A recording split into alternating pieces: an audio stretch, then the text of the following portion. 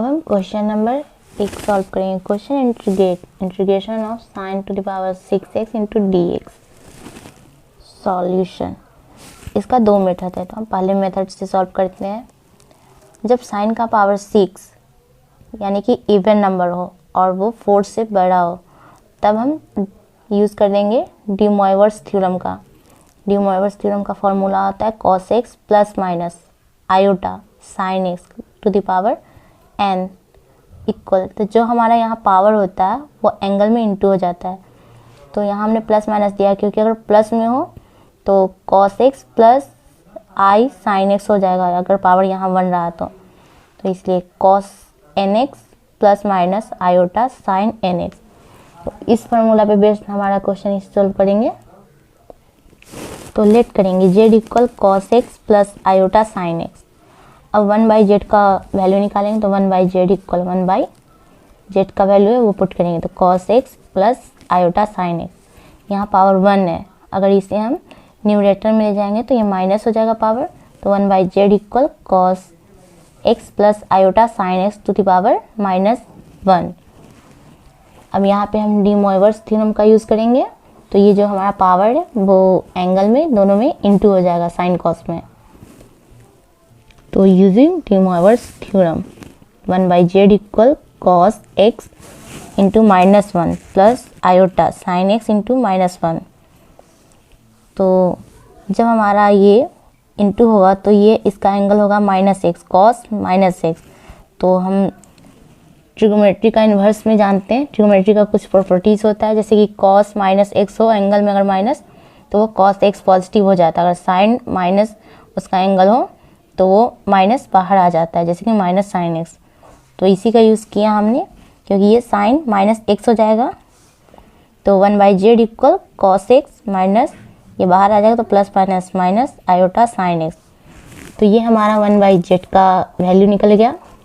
तो जब हमारा z और 1/z का वैल्यू आ गया तो हम निकालेंगे z प्लस 1/z।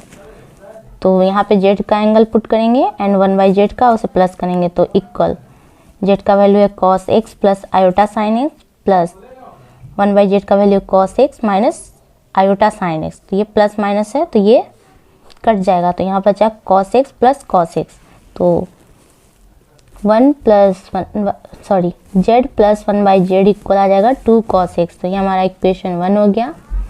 अब हम यहीं से z माइनस 1/z का वैल्यू निकालेंगे, तो equal cos x plus iota sine x minus cos x minus iota sine x equal cos x plus iota sine x minus into करेंगे तो ये माइनस cos x हो जाएगा, minus minus plus iota sine x। यहाँ plus minus है तो ये cut जाएगा और यहाँ बचेगा iota sine x plus iota sine x। तो माइनस प्लस प्लस प्लस है दोनों और दोनों का फंक्शन सेम है तो ये जुड़ जाएगा, तो z minus 1/z equal 2 iota sine x। ये हमारा इक्वेशन 2 हो गया। सेम ऐसे ही हम z to the power n equal cos x plus iota sine x का पावर n निकाले, तो इसका यहाँ पे डी मोइवर्स थ्योरम का यूज़ करेंगे। तो ये जो पावर है वो एंगल में इंटू हो जाएगा, तो हमारा zn का वैल्यू आ जाएगा zn equal cos nx plus iota sine x। अब हम जैसे फर्स्ट वाले में निकाले थे 1/z, वैसे ही यहाँ भी निकालेंगे 1/z to the power n equal, तो 1/z का पावर n का वैल्यू यहाँ पुट करेंगे, तो cos nx plus iota sine x sine nx, इसका पावर 1 है, ये न्यूमरेटर में जाएगा तो इसका पावर माइनस में आ जाएगा, तो 1/zn z का power n equal cos nx plus iota sign nx का power -1 using D Moivre's theorem. तो ये माइनस यहाँ पे इंटू हो जाएगा, तो 1/z का power n equal cos nx into -1 plus iota sign nx into -1। तो ये माइनस इंटू होगा तो ये -x हो जाएगा और यहाँ भी -x हो जाएगा। तो ट्रिगो के प्रॉपर्टीज में होता है साइन माइनस x होगा तो वो जो माइनस होता है एंगल में इंटू वो बाहर आ जाता है, तो minus sine x into and cos का एंगल जो होता है माइनस में तो वो पॉजिटिव ऑलरेडी हो जाता है, तो ये cos x ऐसे ही हो जाएगा। तो इसका हम यूज़ करेंगे तो ये माइनस बाहर आ जाएगा, प्लस माइनस माइनस हो जाएगा, तो 1/z का वैल्यू हम निकालते हैं। 1/Zn equal cos nx minus iota sign nx। तो ये हमारा 1/Zn एंड Zn का वैल्यू आ गया। तो अब हम वैल्यू निकालते हैं, चूँकि z⁴n प्लस 1/Zn z का पावर n इक्वल, तो जब हम दोनों का वैल्यू ऐड करेंगे तो cos nx plus iota sign nx plus cos nx minus iota sine x। तो ये प्लस माइनस है तो यहाँ कट जाएगा, यहाँ बचेगा cos nx plus cos nx। तो ये ऐड हो जाएगा, तो ये हो जाएगा z⁴n plus 1/z⁴n equal to cos nx। ये हमारा इक्वेशन 3 हो गया।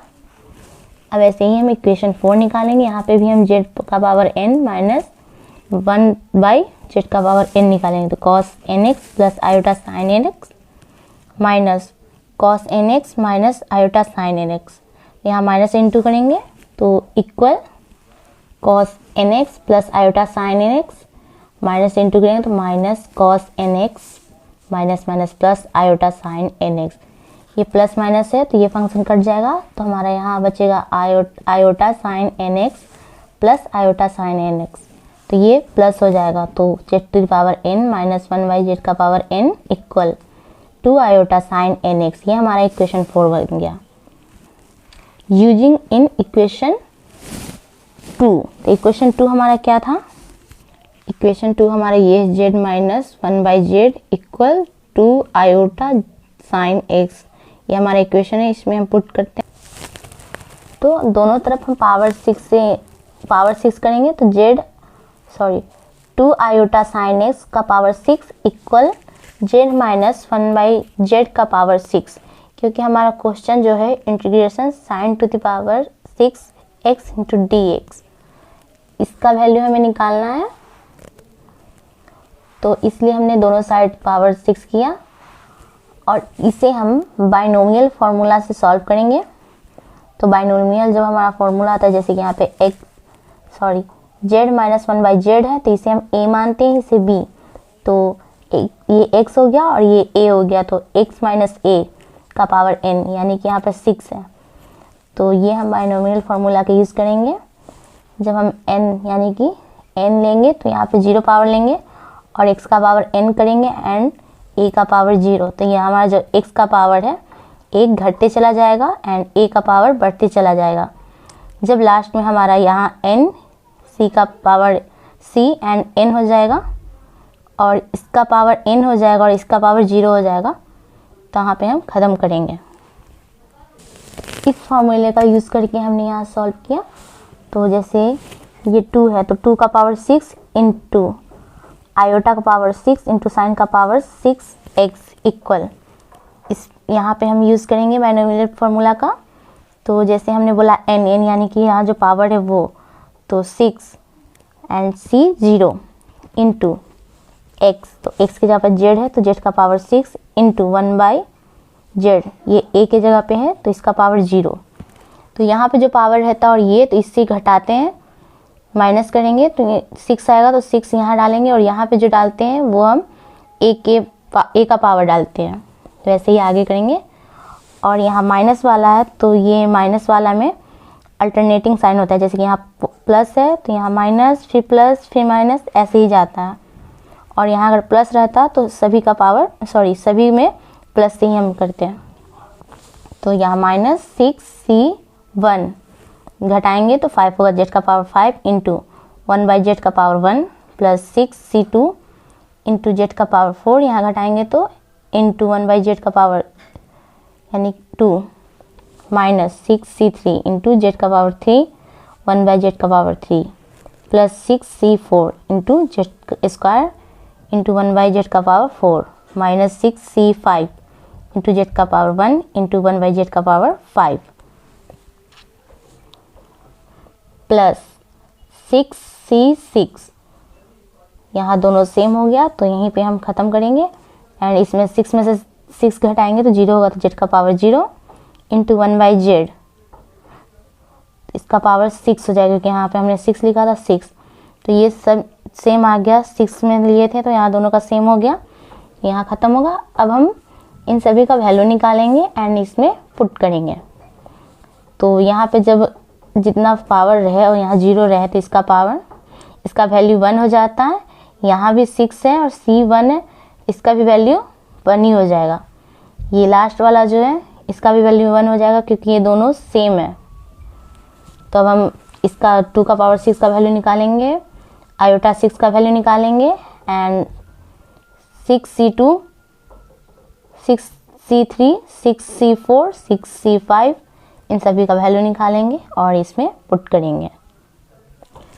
तो 2 का पावर 6 का वैल्यू निकालेंगे तो 2 into 2 into 2 into 2 into 2 into 2, 6 bar into करेंगे तो 2 2 जा 4, 4 2 जा 8, 8 2 जा 16, 16 2 जा 32, 32 2 जा 64। तो ये हमारा A का पावर 6 का वैल्यू आ गया।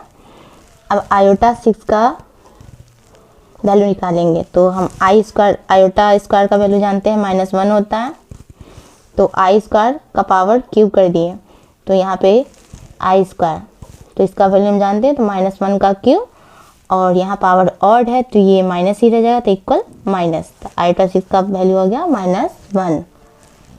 अब हम 6C2 का वैल्यू निकालेंगे तो नीचे वाला जो हमारा वैल्यू है ना, तो हम 6 को वहीं तक तोड़ेंगे, जैसे फैक्टराइज करेंगे तो इक्वल 6 इंटू 5 बाई 2 को भी हम लास्ट तक लिख करेंगे, 2 इंटू 1 हो जाएगा।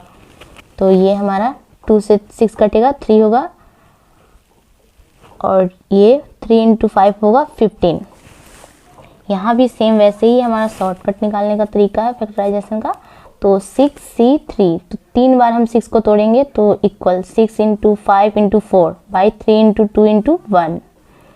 3 से ये 6 कटेगा 2 बार में, 2 से 2 कटेगा तो 5 इंटू 4 20। तो ये हमारा इसका वैल्यू निकल गया 6C4। सेम ऐसे ही तो 6 into 5 into 4 into 3 by 4 into 3 into 2 into 1। 4 से 4 कटा, 3 से 3 कटा, 2 से 6 कटा 3 बार में, 3 into 5 equal 15। 6C5 equal 6 into 5 into 4 into 3 into 2 by 5 into 4 into 3 into 1। 5 से 5 कटा, 4 से 4 कटा, 3 से 3 कटा, 2 से 2 कटा, तो इसका वैल्यू 6 आ गया। अब सारे वैल्यू को हम पुट करेंगे तो 2 का पावर 6 का वैल्यू है 64 एंड आयोटा 6 का वैल्यू है माइनस इंटू साइन का पावर 6x। 6C0 का वैल्यू है 1 into sine to the power 6 into 1।